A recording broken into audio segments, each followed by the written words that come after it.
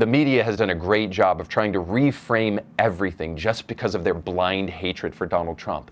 But I hope we can all see, whether you like the man or not, whether you voted for him or not, there is a sense of normalcy coming back to America, and that's good for all of us. Now, there's so many more things that we could talk about, but I do have to also make mention of the fact that as good as some of those ads were, there were also ads that were horrible. And it reminds us that woke has a way of sticking around. Like the mind virus it is, we need a heavy dose of antibiotics to get that thing out of our system, because there were a lion's share of woke ads that we also unfortunately have to mention here, just so that we can rest assured that the fight is not over. There may be a silver lining, but we must continue. We cannot stop and celebrate, but we have to keep on pushing away these horrible ideas that are bad for you and me and bad for our kids. Now, this is first seen in a Nike ad where we hear a bunch of privileged women who are making millions of dollars complaining to us about how hard they've had it. You can't be emotional, so be emotional. You can't take credit. You can't speak up. You can't be so ambitious. You can't break records. You can't have any fun. You can't make demands. You can't keep score. You can't stand out. Whatever you do, you can't win.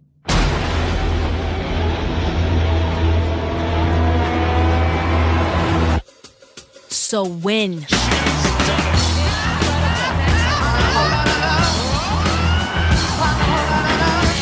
Now, first off, let me just be really clear. We never said women can't be emotional. Obviously, women are incredibly emotional, but thanks for proving the point for us. We only said maybe you need to be a little bit more logical on top of simply being emotional. But maybe that's a too bitter a pill to swallow, because they're being absolutely emotional here. We never said they couldn't achieve. We never said they couldn't compete in sport. We only said that you can't compete with men. We said that you can't get paid as much as men because you can't compete with men, because you do not create as valuable a product because you're not able to compete at that kind of level. That doesn't mean that you don't have the ability to do good things or to break records or to compete and to win. No one ever told you can't do any of that. This is nothing less than the woke victimology that we have become so used to from these people. They have to pretend that they have a chip on their shoulder while they hope we forget that they are some of the most privileged people on the planet. 99.9% of women would trade places with these women to be in their shoes any day of the week. And I say women simply because I wouldn't want to be like, let's say, a WNBA player. I would rather be slowly drained of my blood over a period of, let's just say, a month, rather than to play in a single WNBA game or to watch a WNBA game. But make no mistake, these women who are complaining about what everybody told them they can't do because they're women, assumedly, these women are some of the most privileged people on the planet. And let's be real, they're also incredibly fortunate that they were put in the position that they were in so that they could achieve the things that they achieved. Because they didn't just simply achieve it because they were women. They achieved it because America is a uniquely great place that gave them the opportunity to do the things that they have been able to do. But we don't find them praising America. We only find them disgruntled and ungrateful, which is the last point about this. The problem with wokeism is that it robs people of agency. It leaves them desperate for significance. It makes them complain about the things that they should be thankful for. And it robs people of agency in this way. The secular culture that we now live in, the post-Christian culture we live in, keeps people from thinking Christian thoughts. And this means Christians too. They are less likely to think Christian thoughts. That means they have to go into the dumpsters of our life to try to find some cause to pull out of the bottom of that dumpster to believe in. And very often they come away with causes like feminism, or they come away with causes like fighting against a society that wants to discriminate against you because you're a woman, when by all objective metrics that's not true at all, given the fact that you're the most privileged women on the planet. So what I mean is this, is that if you don't believe in God, you will find yourself trying to believe in something somewhere else. And you'll usually come away from that experiment with a very flawed belief, let's just say. If you don't find transcendent purpose in a good and loving God, you will try to find it in something else, and often you come away with nonsense like this. And I'll just say that I think gratitude is the mother of all virtues. That if you are ungrateful, that you will actually never truly achieve anything, no matter what you get in the material world, because it will never be enough for you. You will always find some way to think that it could have been better if you weren't a woman. It could have been better if you weren't disadvantaged, or if it wasn't for the color of your skin. Never taking time to stop and recognize that every good and perfect gift that's been given to you is from above, and that if God wanted you to have it, no man can stop you from having it. See, faith would truly keep you in a position of gratitude so that you don't have to point your finger at everybody else and pretend that you're a victim when you're not. This show today is sponsored by our friends over at Citizens Granary. For prices as low as $2 a bag, they can ship or hand deliver organic, ground, or whole grains right to your door. If you want to make your family healthy again, the way to do that is to eat fresh milled bread, pancakes, waffles, and pastries, and we know you're going to do it anyway, but you got to do it the way God intended. So it's time to give up that stale, dead bread on the shelves of Walmart and eat real food. I used to think that stubbornness and good causes is enough to keep me going, but my family and I have been using Citizens Granary, and it provides the needed fuel to do the hard work of building a Christian conservative media company from the ground up, and it can help you too.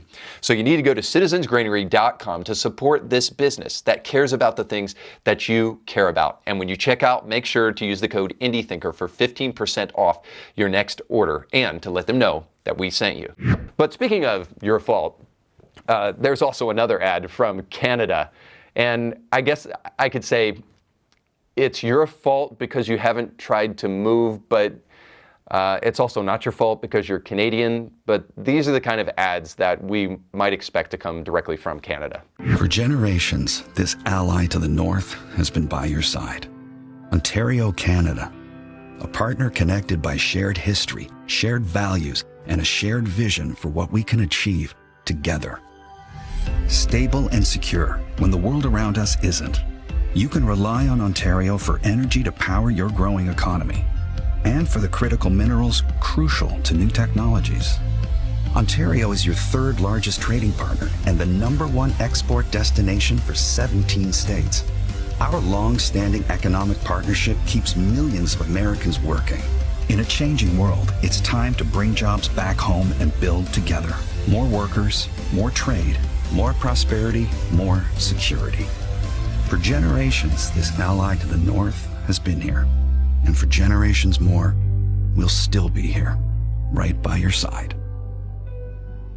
Now, of course, I'm just kidding. I love Canada. They're our brothers to the north, and they are so important to the American economy because, well, okay, I mean, syrup is good. Syrup is good. Maple syrup is good. Yes, because of maple syrup. So you guys are really important to the American economy. Now, I would give this advertisement probably the word for the most passive-aggressive ad in human history, because we all know what this is really all about. This is all about Donald Trump threatening Canada with tariffs if they don't secure their northern border, which, of course, Trudeau has already acquiesced to and said that he would do. Because there's really only two options for you guys. Secure the northern border, or we will take over and you will become the 51st state. Now, I don't really want that because I don't want to have to pay for all of your radicalized social health care and how horrible all of that is. No, I'm not interested in trying to off people to offset the cost of a horrible idea when it comes to health plans and health care. But all I'm saying is just this. If you're mad, don't be mad at Donald Trump. Don't air your commercials on our Super Bowl. Go get your own Super Bowl. Okay, just kidding. Actually, just be mad at Trudeau and put somebody like Poilievre in office. And then I think that all of your angst will quickly go away, because that's your real problem, Canada. I want you to know that I am, and always will be, a proud feminist. But if you want to become a state, the offer is still on the table. All you have to do is call DJT, and he will take care of it. And then we have another ad that I think is really interesting, because at the beginning, it suggests that a baby in the womb is actually a baby. As a scientist, I know by the time she takes her first breath, 9 billion more tons of carbon pollution will be in the air. When she takes her first steps, wildfires will have burned millions more acres she could have explored. The day she gets her first pet, there are thousands of newly extinct species she'll never meet. The night she forgets to call, the night of her first heartbreak. Her future home floods for the first of many times. By the time a child born today goes to college, it may be too late to leave them the world we promised. Our window to act on climate change is like watching them grow up. We blink, and we miss it. Well, follow the science. I mean, come on. We're finally starting to follow the science, even though ultrasound sonograms have been around for a long time, and you've been able to see that baby in your belly isn't a parasite or a clump of cells, that your body producing hormones to actually nurture and feed that baby is not what the human body does to a parasite, but it does do it to a baby. But it's only unfortunate that we get this recognition only within the context of course, climate change. So we have to buy into all the preloaded suppositions of climate change that our children will absolutely be inheriting a hellscape if we don't believe that the LA fires or something like that were caused by climate change. Now, let me just go ahead and say, as a Christian, I think we should care about the climate, okay? Can we just agree upon that? Whether or not we believe in apocalyptic climate change, of which there is zero evidence for, is a totally different story. But I guess maybe we just need to count our blessings when we can. I'm glad you finally actually are following the science, leftists. All right, thanks so much for watching. Don't forget to like, share, and subscribe. And if this episode was beneficial to you, trust me, you will love the exclusive perks and extras like ebooks, audiobooks, and movies that we're giving to all of our members over at indiethinker.org/support. For a very small fee, you can surround yourself with great Christian content that will help you take your worldview to the next level. You can also check out our sponsors down below and support them, but most importantly, go with God.